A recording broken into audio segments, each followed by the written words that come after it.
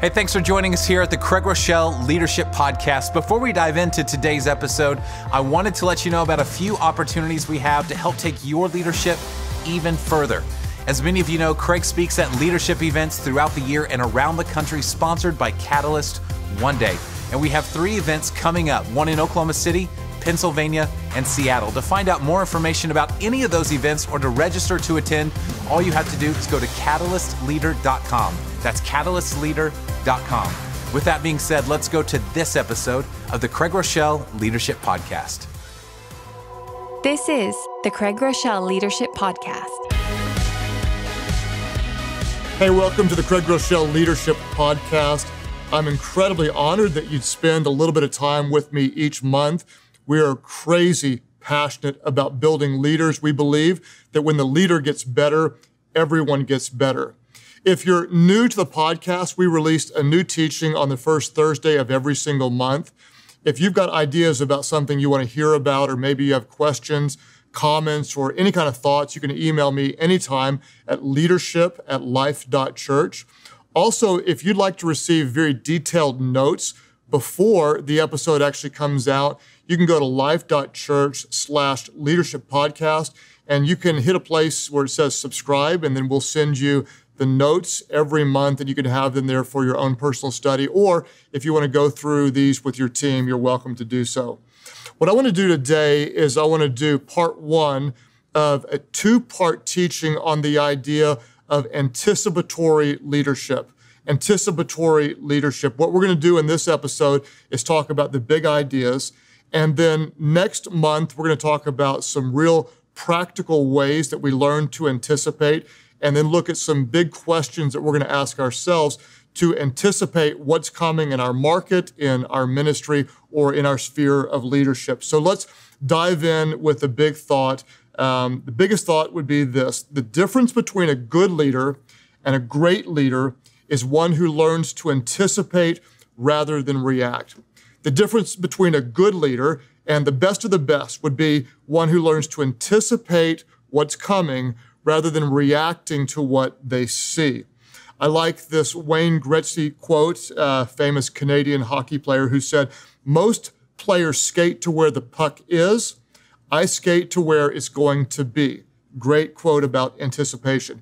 Here's what I want to do. I want to start off this teaching by telling you something that may not sound very pleasant, but it is very true. That is this: the lifespan of your current systems, structure, and strategy is diminishing. I hope you'll hear this. The lifespan of the way you're doing what you're doing right now, it is going away. The way you're doing what you're doing will not work forever. And this is a promise. It's not pleasant, but it's true. If you continue with your current systems, structures, and strategy, one of 3 things will happen over time. Number 1, if you continue just doing what you're doing, you will eventually outgrow your systems, structure, and strategy. Number 2, you'll stall out and eventually lose ground to your competition, or whatever you would call your competition. Number 3, the market will change and leave you in the dust wondering what happened. If you keep doing what you're doing now, you will not get the same results forever. Another way to say it would be this: what you're doing now will not work forever. If you don't believe me, just ask Kodak, ask Blockbuster, Polaroid, or Border Books. For some of you, I just want to say this, and as lovingly as I can, you're actually falling behind. Because you've been doing what you've been doing for a long period of time, you're losing ground, and you may not even know it. What we need to understand is that there's so much changing in the world today. In my notes, I made a list of just a few of the big things I'm thinking about. For me, it's important to understand that the way people relate is changing. The way they talk through social media and texting versus face-to-face, it matters in what I do. The way people shop is changing. That may impact your business. The way customers discover your business, or the way people discover your ministry, is changing every single day. The way people form a first impression about your business or your nonprofit is changing. The way people watch shows, listen to music, read or listen to books, the way they enjoy content is changing all the time. And so if you are not changing, you're falling behind. So how do we as leaders anticipate and how do we grow into the future? Let me give you two introductory thoughts. The first one is this: what do you want to do? As a leader, you want to solve problems before they're big, number one. You want to solve problems before they're big. And number two, you want to see potential that others overlook. See potential that others overlook. Let's talk about the first thought: solve problems before they're big. Some of you right now in your organization, you've got some big problems. Here's what we all need to acknowledge, and that is this: most big problems were small problems that a leader didn't address in the past. Let me say it again. Most of the big problems that you're facing right now at one time were small problems that someone did not address, and that's why they're big today. What we want to do as leaders is we want to see problems early and solve them quickly. We want to see problems early and solve them quickly. Now, in your organization or your industry, you could have any number of different types of problems. Maybe the market is changing and leaving you behind. Maybe there's new competition emerging that's cheaper or simply better. Maybe your demographics are evolving, but you're not evolving. There's so many different types of potential problems, and we certainly cannot address them all. But I do want to focus on something that will impact every organization that's growing or moving forward. And to do this, we need to understand that as you grow, you'll always face some predictable roadblocks in your systems and your structure. Anytime you're growing, you're going to face some predictable roadblocks that are coming in your systems and your structure. In fact, I came across an article that was really interesting to me about a concept developed by Hiroshima Mikitani. I hope I said his name right. He's a CEO of a Japanese retail company, and he calls his idea the rule of 3 and 10. The rule of 3 and 10. And this has been really helpful to me. I hope it'll be helpful to you. What he says is that everything changes typically around the 3rd and the 10th step. And your organization, the structure will change dramatically around the 3rd and the 10th step. To make this really, really simple, if maybe you're married and you had one child, you were able to handle one child because essentially you had 2-on-1 defense, or two of you, there's one kid. You have 2 kids, and what do? You go to man-to-man defense. You take that one, I'll take this one, right? When you have 3 kids, what happens? Everything changes. It seems like it gets exponentially crazier. Now you're in zone defense. The type of vehicle that you drive changes. How you travel tends to change. It just got really, really complicated. I have 6 kids. Honestly, between about 4, 5, and 6, it was pretty normal. According to this guy's theory, if I had gotten to 10 kids, things would have changed pretty dramatically at 10 kids. I thank God for my 6, but I also thank God we never ever got to 10 kids. This would also be true in employees. If you hire 1 employee, things are pretty simple. You hire a 2nd, it's not too bad. You get to a 3rd, and suddenly the dynamics of how you relate starts to change. Then you get to 4, 5, 6, 7, things are pretty easygoing. When you get to around 10, things would change again. This guy, he would teach that this would also be true when you go to multiple stores. Let's say you've got a pizza franchise. At 1 or 2, it's easy. At 3, things change. 4, 5, 6, 7. At 10, things would change again. And so let's look at it. At 3, at 10, then around 30, then around 100, then around 300, then around 1,000. If you've got 300 employees, you'll probably have to change how you structure. Once you get to 1,000, you'll need to look for this as well. And quite honestly, as a leader, as I look back at the organization that I lead, I would say this is absolutely and completely true. We have 27 locations in 8 different states. When we got to 3, the wheels came off. We had to completely reorganize. When we got to around 9 or 10, the same thing happened. I'm now approaching 30 locations. We should be at 31 by the end of next year, according to our projections. So I am now anticipating some things might need to change about how we structure our organization. You might say, what in the world are we going to need to change? And that could be all sorts of different things. The way you communicate, the way you report, how you organize your board, how you onboard, how you train, how you interview, who reports to who, and the list could go on and on and on. The bottom line is this: you can anticipate, using this idea, that you might be approaching a time where you need to reorganize your systems, or the structure of your organization. We don't want to wait until the wheels start coming off. We want to anticipate ahead of time. We might need to make some changes. So for some of you right now, you're running confidently because things are working, but you have no idea around the corner, there may be a change, there may be an enemy, there may be some type of opposition, there may be a breakdown, there may be competition over the hill. We want to anticipate what it is and be ready for it. So let me summarize this way.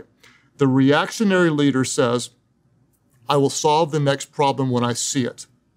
The anticipatory leader says, I'll solve the problem before it's a problem. Let me say it again.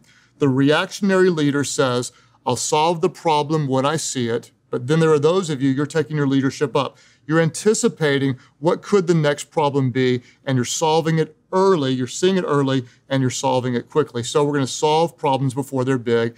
And then we're going to see potential that others overlook. Think about this. What do Elon Musk of Tesla, Steve Jobs of Apple, and Amazon's Jeff Bezos have in common?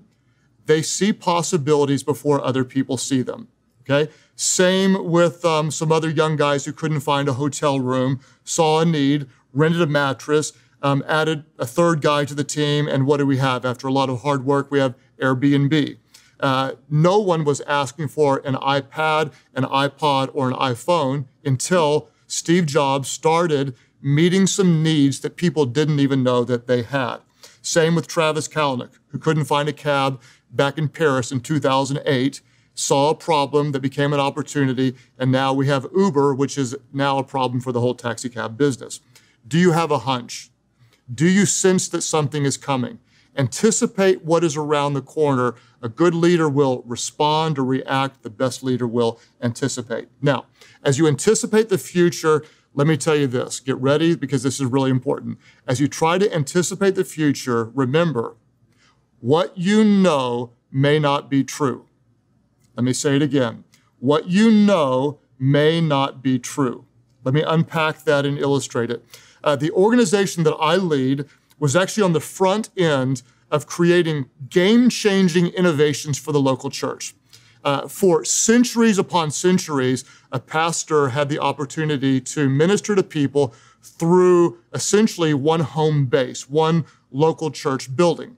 Well, around the late 90s, early 2000s, we were on the very front end of leveraging technology, learning how to develop leaders, and to do spiritual ministry, not out of one site, but out of multiple sites. And this was a massive, massive, massive game changer for what is possible for a pastor to do through local churches. I cannot even describe how this took the ceiling off of what is possible. Now, because my organization was on the front end of this, we developed strong theories and ideas about what works and what doesn't work. And a lot of people from the outside would say, well, you guys are experts at doing this type of ministry and organization. Here's the problem.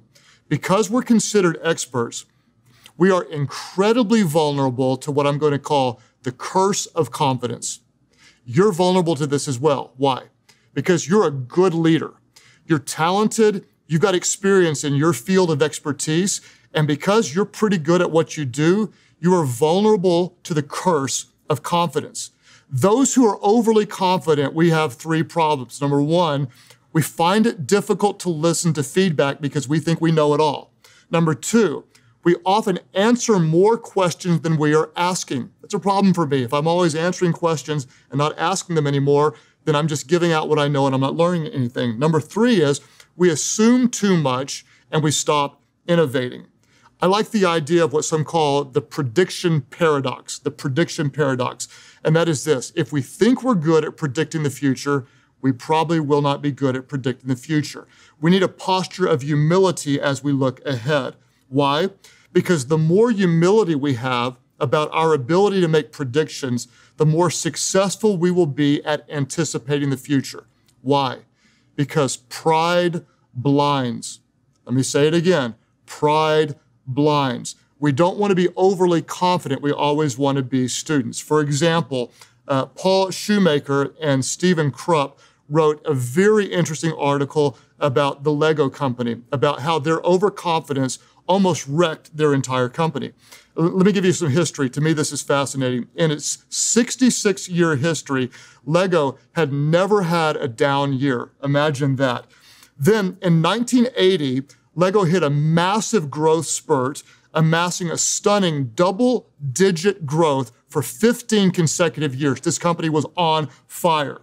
Then in 1998, profits plummeted in a single year from 186 million down to 48 million. Think about this. 66 years of consecutive growth, double-digit growth for a long time, and then boom, the bottom drops out of it. What in the world happened? Well, this is what happened. Legos, their leaders, underestimated how much the digital revolution would change how kids played. So kids' schedules suddenly got a lot busier, and their free time now didn't go to creative play. Instead, what did it do? It went straight to playing video games. And for those in the Lego industry, the change seemed like it happened overnight. So what happened? The company now has massive challenges. Here's what we need to understand. Your organization may have challenges right now. Remember this. New challenges always equal new opportunities. New challenges always lead to new opportunities. What happened to Legos? Well, George Lucas was preparing to release the first of 3 prequels to the original Star Wars franchise. So Lucasfilm proposed partnering with Legos to release Star Wars Legos. And the Legos senior vice president didn't understand the movie industry, didn't like the movie industry, and according to the article I read, said, "Over my dead body." In other words, we are not going to do this. Thankfully for Legos, the grandson of the Lego founder saw the opportunity and signed the deal. Well, chances are you know what that led to. Now, Lego is booming with his own movie line, and they've never been hotter than before. Why?